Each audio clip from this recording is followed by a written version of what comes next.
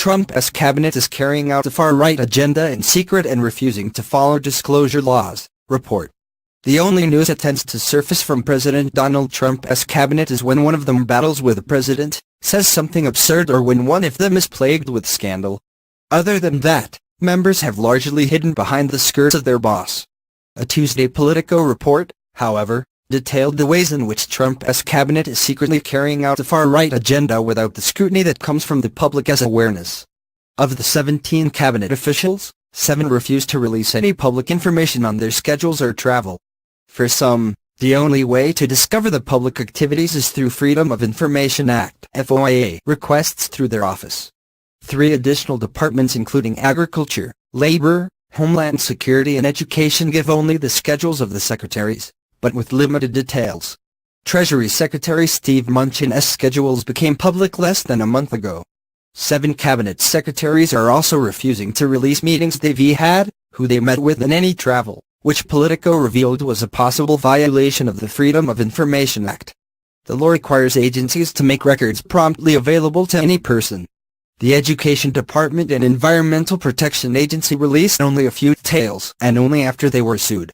How officials spend their time is the best window into what their priorities are, said former Obama State Department lawyer Austin Evers.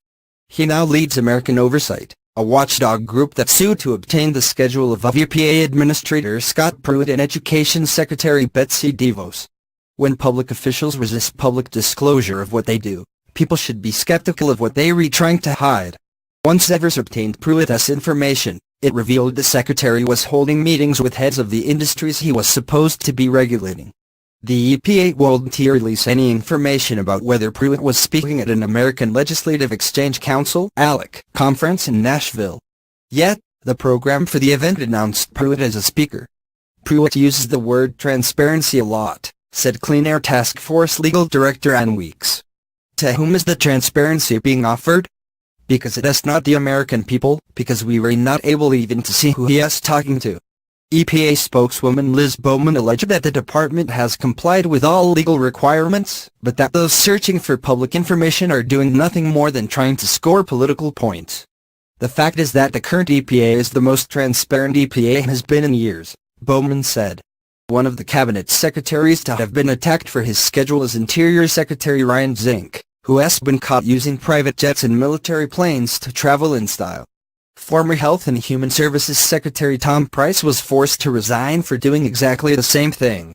In August, Zink's wife tweeted a photo of the two relaxing on a boat in what she said was the Bosporus. His office wouldn't say whether or not the trip was a vacation or official purposes or who flew him to Turkey. Office staff has lamented that they were sick of coordinating the personal travel of Zink's wife, however. FOIA requests caught him spending thousands to take helicopters to events near Washington, D.C., one of which was to go horseback riding with Vice President Mike Pence. He was also caught using taxpayer dollars to zip around the Caribbean. Zink has also been scrutinized for possible violations to the Hatch Act by using federal funds to help him do political campaigning. His controversial travel has even prompted MSNBC's Rachel Maddow to bet Zink will be the next secretary to be voted off the island. The act is curious given Trump's criticism of former President Barack Obama that were based on debunked right-wing conspiracy theories. When asked about it, the White House Deputy Press Secretary said that they don't handle schedules for members of the cabinet, so it isn't their problem. The White House expects federal agencies to comply with FOIA requests, Hogan Gidley said in a statement. However, according to Politico, the agencies seem to be doing the opposite.